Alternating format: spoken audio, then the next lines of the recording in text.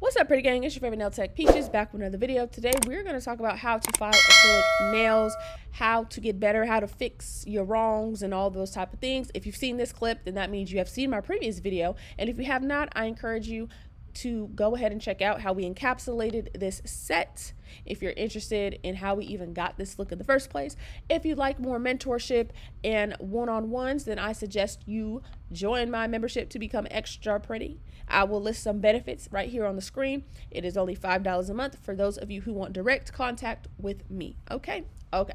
So people tend to ask me, Peaches, how do I know when I'm done filing? Like, how do I know that the shape is shaping and that everything is together? And the answer is, girl, really, you're going to have to go through some trials and tribulations to figure that out for yourself. So what I'm going to do today is I'm going to give you guys a couple of pointers on to how to kind of get a grasp of how do I actually need to file to get to where I want to be. Okay. So I know it sounds funny, like, okay, but I'm not where I want to be, but it's like, yes, girl, but I'm going to talk you through how to get to where you want to be. Okay.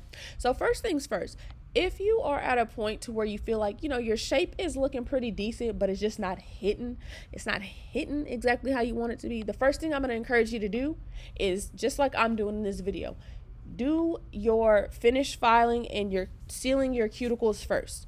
It will change the game. It changed the game for me. The reason why I started doing this is one day I just kind of was thinking, like, what if I decided to do this instead of using the hand file first?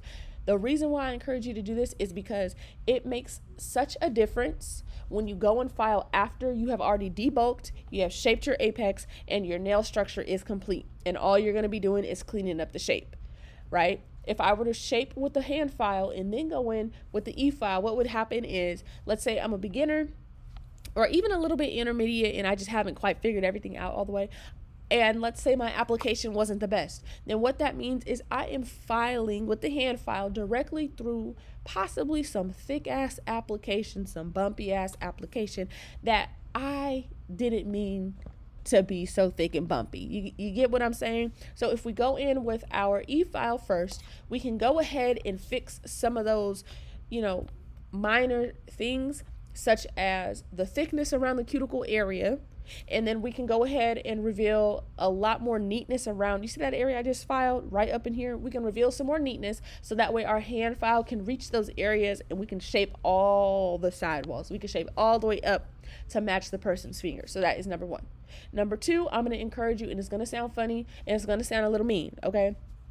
We're going to turn off some of the videos and we're going to turn on our thinking caps, turn on our brains so we can really think about, what do I want in my nail structure and in my shape? Sometimes we get caught up in watching so many YouTube videos and tutorials that we end up comparing our work to someone else's. But to be honest with you, we don't always all use the same products. So if you don't use the same tips, then guess what? Your shape is not going to look like hers. That does not mean that your shape is bad. It just means that your shape is not like that nail tech's. So we need to take a break from watching YouTube videos and tutorials that don't service us. So if you notice someone does not quite use all the same stuff as you, that's okay, but just look at the basis of their work.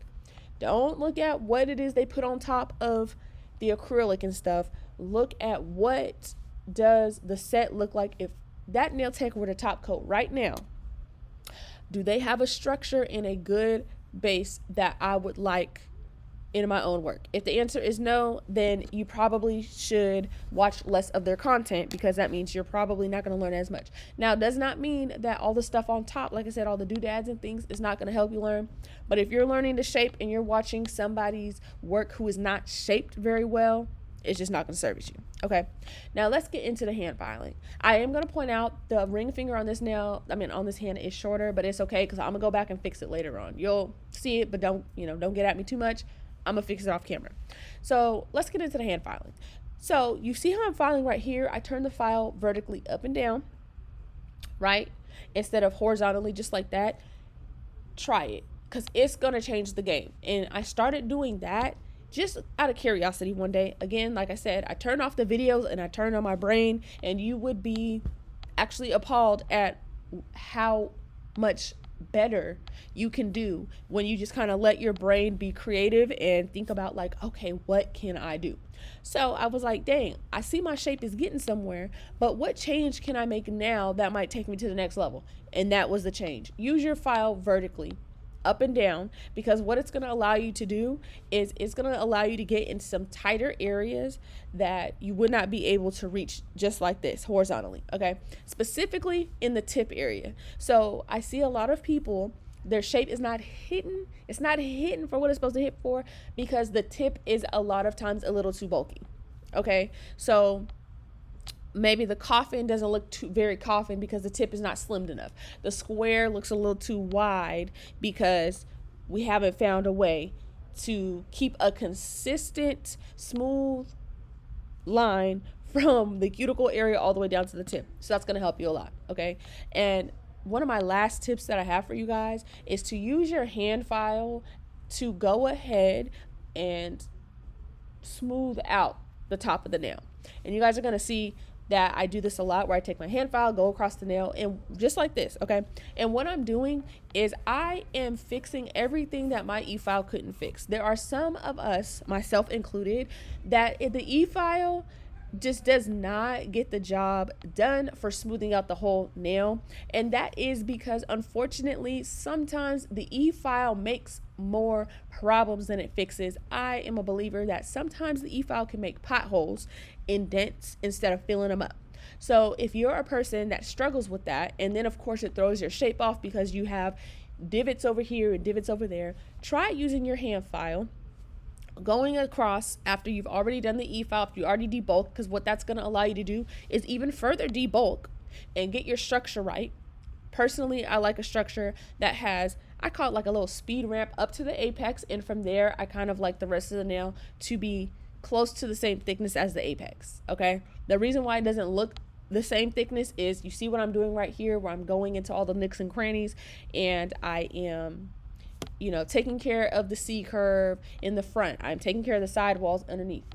All of those things matter. Okay, so if you didn't learn nothing else from this video, let's go over these 3 main tips, right? I think it's 3, maybe it's 4. We're gonna see. What I say, number 1, we want to make sure that we give it a try to use our e-file to seal our cuticles and debulk first. Okay. Number 2, we are going to give it a try to watch less YouTube videos of people who, if we don't like the shape, then we will not continue to consume shaping and filing videos from those who we just feel like it's just not going to service us. Number 3, we are going to use our hand file up and down vertically so we can get into some nooks and crannies we couldn't have got before. And number 4, we are going to use our hand file to smooth out the top surface of the nail so we can further see what it is we're shaping. Okay, so yes, those 4 tips, I promise you, you will see a change in your work. Honestly, because these are the things that I've implemented for myself, not from watching any videos or anything. I just got to thinking at each phase of wanting improvement. I got to thinking, and these are the things that I did to get to where I am now. Okay, so again, I hope these tips helps. I hope this video helps and you guys enjoyed this video. Let me know what you guys think in the comments below, and as always, don't forget to subscribe, notifications on, and I will see you guys in the next video.